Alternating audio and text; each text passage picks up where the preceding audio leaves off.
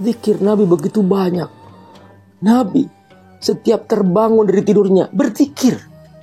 Makanya Nabi bersabda, man ta'arrah bil lail, siapa yang terbangun di malam hari. Tsumma qala, lalu beliau berkata, la ilaha illallah wahdahu la syarikalah, lahul mulku wa lahul hamdu wa huwa ala kulli syai'in qadir.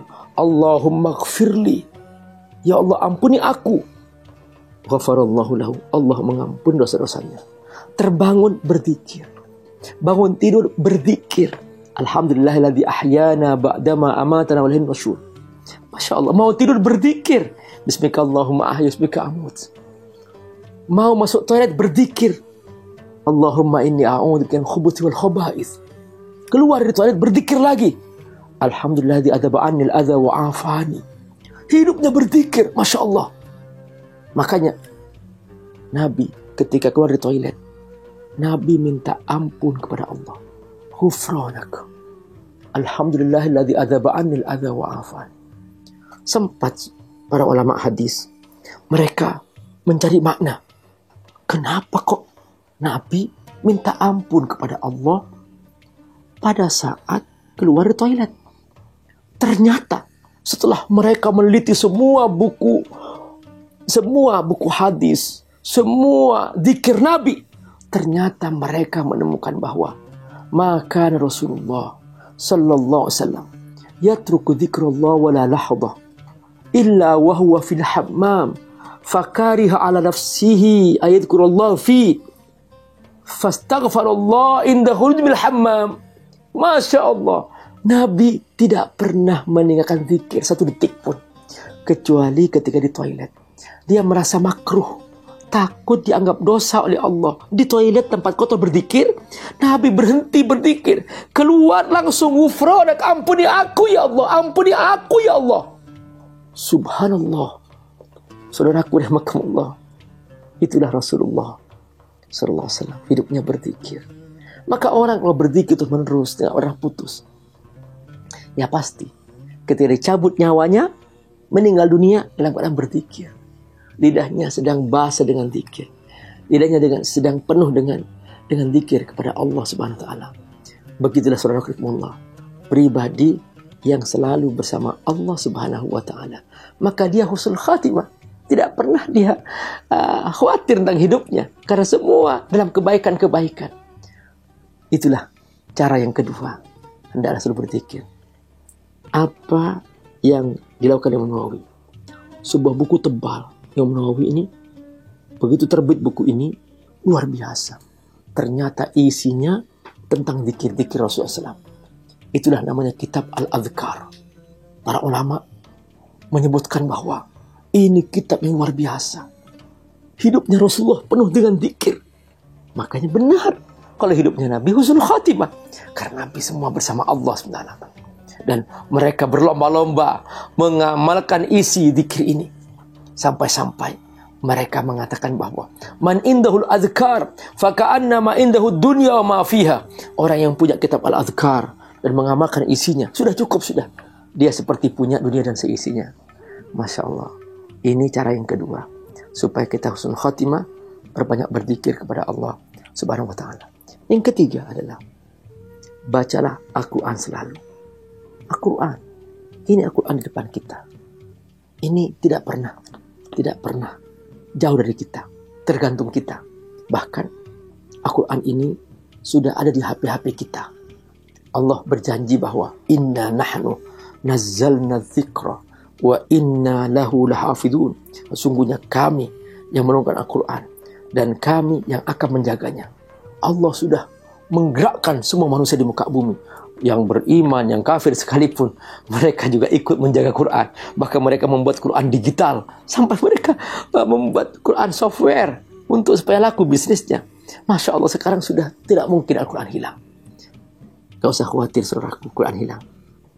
Tapi khawatirlah, jangan-jangan kita tidak sempat membacanya. Jangan-jangan kita tidak mampu membacanya. Na'udzubillah min dzalik. Ini zikir, baca Quran, dia gak pernah dibatasi waktu oleh Allah. Semua ibadah ada waktunya. Sholat ada waktunya. Ada waktunya semua. Puasa Ramadan ada waktunya. Pergi haji ada waktunya.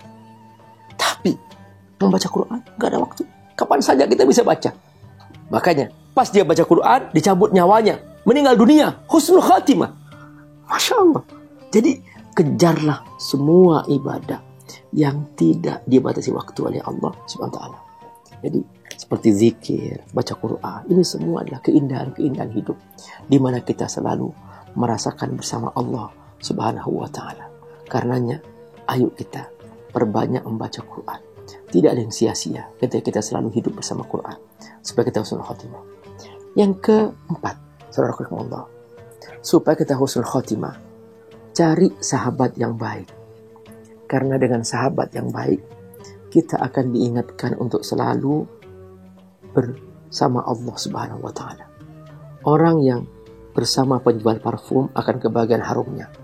Orang yang bersama ulama akan kebagian ilmunya.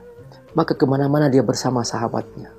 Dulu Rasulullah SAW adalah contoh terbaik. Sahabatnya adalah orang-orang terbaik. Mengapa? Karena mereka bersahabat dengan Rasulullah SAW. Para tabi'in menjadi generasi terbaik karena mereka bersahabat dengan sahabat Rasulullah SAW. Tabi'in menjadi terbaik juga karena mereka bersahabat dengan sahabat-sahabat Rasulullah SAW. Persahabatan menentukan. Semakin kita banyak bersahabat dengan orang baik, kita akan dimudahkan untuk selalu bersama kebaikan-kebaikan. Ada sebuah cara kita dengan cara bikin komunitas misalnya. Komunitas untuk mengaji, komunitas untuk berdakwah, komunitas untuk membantu urusan sosial. Apalagi sekarang di musim pandemi, banyak sekali orang-orang yang membutuhkan bantuan kita. Nah, ayo kita bergabung dengan sahabat-sahabat yang soleh, membantu kemanusiaan di mana-mana. Maka ini semua adalah cara kita untuk husnul khatimah. Pas dicabut, kita sedang membantu orang-orang miskin. Pas dicabut, kita sedang bersama mereka membaca Quran.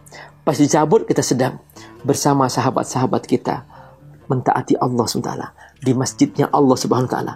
Begitulah untungnya orang-orang yang bersahabat dengan sahabat yang baik. Saudarakumullah, lingkungan membantu kita untuk selalu istiqamah. Sahabat membantu kita untuk istiqamah. Zikir mengingatkan kita untuk bersama Allah SWT. Al-Quran menguatkan kita untuk selalu bersama Allah SWT. Semua ini jalan husnul khatimah saat kita menghadap Allah Subhanahu wa ta'ala. Siapa yang menutup harinya di saat hari terakhir dicabut nyawanya dalam ketaatan kepada Allah, inilah orang yang paling bahagia. Inilah orang yang paling berkah. Inilah orang yang paling untung karena dia telah mengakhiri hidupnya dengan kebaikan-kebaikan. Ingat bahwa al-ibrah bil khawatim, bahwa kebaikan segala sesuatu sangat ditentukan oleh di akhirnya. Rubba kalimatin yadkhulu bihan nar, boleh jadi karena itu kalimat seseorang baik semuanya tapi terakhirnya dia su'ul khatimah, masuk neraka karena itu kalimat. Makanya hati-hati dengan sebuah kalimat yang kita laksanakan, yang kita ucapkan. Rubba kalimatin yadkhulu bihal jannah, boleh jadi juga satu kalimat membuat kita masuk surga. Jadikan akhir kita saat kita diambil oleh Allah, kita dalam keadaan kebaikan, dalam keadaan ketaatan, sehingga kita menjadi hamba Allah yang hakiki. Saudarakumullah, itulah dia hakikat kematian yang harus kita songsong sebagai jalan hidup kita menuju Allah Subhanahu wa ta'ala. Jangan sampai di akhir hidup kita ternyata na'udzubillah min dzalik adalah su'ul khatimah. Na'udzubillah min dzalik. Ayo kita jaga akhir hidup kita dengan amal soleh yang terus menerus sehingga pas kita kembali kepada Allah dalam kebaikan. Wallahul muwaffiq ila aqwamit thoriq. Wassalamualaikum warahmatullahi wabarakatuh.